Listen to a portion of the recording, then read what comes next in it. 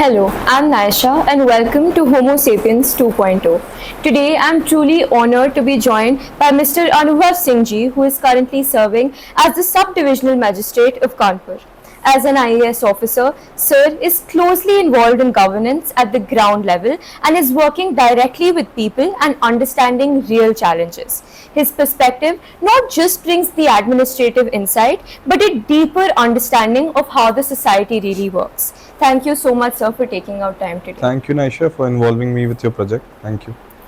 Sir, so what I've noticed currently is that we've always heard terms such as IQ and EQ, but then there's this new word that's coming out today, that's DQ, that's digital quotient. So that's not just the ability to be using technology, but it's about how we use it as well. And it's currently, I feel like in the 21st century also, influencing people's behaviors. So in your view, how important is it to actively build this awareness today, especially when digital dependence really goes unnoticed? Well, firstly, I think it's very important, the topic that we are bracing today about digital interface with society at large and the individual in particular. It's a very important point. When you talk about DQ, how I understand it, I think DQ as a concept has two facets to it. Firstly is one facet about it is how do we approach the technology overload that's coming our way. We have access to a lot of data, we have access to a lot of reels, we have access to everything that's going on around the world, right? But at the same time, so how do we approach that? How do we find a balance between that and our own personal lives? And secondly, how I understand is how prepared we are to address that digital quotient, the digital, how at the rate at which the world is changing today in terms of our digital competencies. So I'll take the latter one first. Talking about, see, one thing we have to take for granted is that technology is a very disruptive force. And it has the potential to change our societies much more radically than anything ever has done in the past. So we cannot run away from it. We have to embrace it. And the more we embrace it, the more we will be able to use it to our advantage. Right. So in terms of being ready for the digital world, I think this is very important. We should all be as adaptive as possible.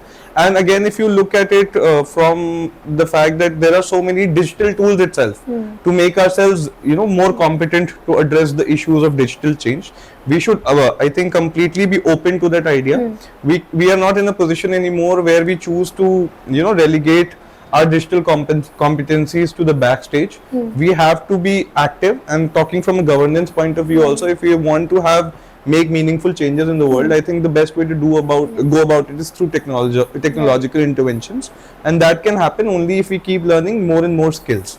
So in terms of that, I think it is very important to have a digital quotient about yourself. You should be willing to learn new things, and you should be able to, learn from the younger generations or from people who are making those changes in the society. Now it comes to the other concept of DQ is how do you strike a balance between your personal lives and the kind of data overload that happens. So I think the concept of balance never goes out of style. I think we should never be throwing the baby out with the bathwater. So there are a lot of good things that we can imbibe from it. There are a lot of good things that we can do from the technology and the kind of data that comes our way or the kind of information that's coming our way through the digital world. But we also need to understand that it should not be a cause that hinders our personal growth or our social relationships. A lot of times what happens is when people are completely consumed by technology or what we call doom scrolling and stuff like that, we should be very mindful about it. I think the important word is mindfulness and balance. So if we approach anything with some balance, I think we can use it or harness it to our advantage and ensure that it doesn't take too much out of our personal lives or our social relationships. I think I've noticed it myself as well. Now even if I'm watching a movie, I need my phone to scroll. Like that way of embracing boredom is no longer there. It's just like a toll on the mind nowadays. And so I feel like if we look at it productively as well, we think about human behavior being more constant than digital engagement is in the current century. And in somewhat way, it's also reducing our ability to sit idly with our thoughts. So do you feel like that happening makes our decision making power or our ability to connect with our own selves also hinders? Well, it's a fairly new phenomena in that sense that we have such unhindered access to the internet, Yeah. or the very fact that the short reel format, that is a fairly new phenomena. It hasn't happened in the past, of course. So how we are interacting with it will continue to evolve. You see already the concepts of digital detox in the marketplace, Right. and people have started becoming more mindful of it. How it hinders our decision making is an interesting concept.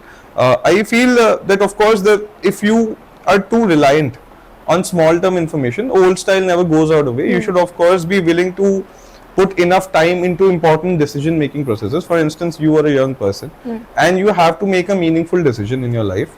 Then you can't solely rely on short videos or the kind of stuff you consume on the internet. You will, of course, have to talk to a lot of people about the decisions that you're going to make. You can benefit from the experiences of your elders. Right. At the same time, you can read up on things. Books are still there. So what we really need to do is we should use it as an additive in our life instead of using it as a replacement altogether. So if we use it to benefit from it, for instance, I think this project is also you will be using this project in a lot of places. So, and if I am to talk personally about myself, even I am interested in further pursuing my education later down the lane. So I find myself following a lot of colleges on Instagram. For instance, I'm following, let's say, Harvard or Oxford. Right. So that also helps you understand the kind of what kind of education is going on around the world. And if later I am to make a decision to get into those colleges, I'm sure this information is going to help me. But this can't be my sole source of information. Balance about. So balance is, I think, the key word again. I think it's essentially also about us being in control of what we see and not it being in control of us. Exactly. And of course, that whole thing about ADHD, or we are having a relatively lesser attention span. So that is true. But again, like I said, it's a very recent phenomena. It's making those sort of physiological changes. But that is also true for a lot of things that have happened in the past. Right.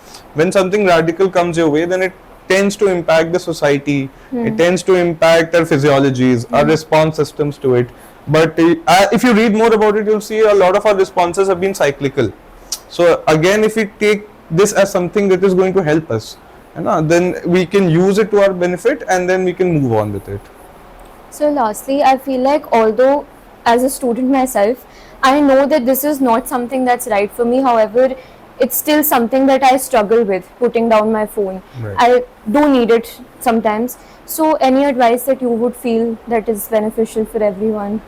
Of course, I understand it's difficult to put down. It's difficult for us also to put down the phones at times.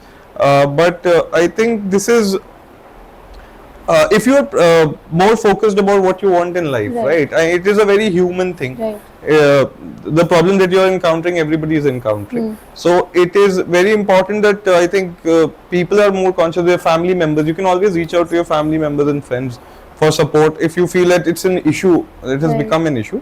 Otherwise, there have been distractions in the past also. There are going to be distractions in the future also.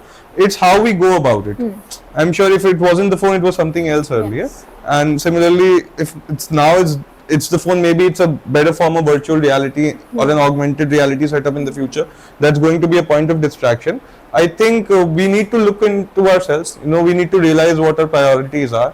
And if we are focused about things and we are willing to be more hardworking in that, so we're willing to introspect ourselves. Right. I think a lot of our lives become very simple if we are very truthful about things.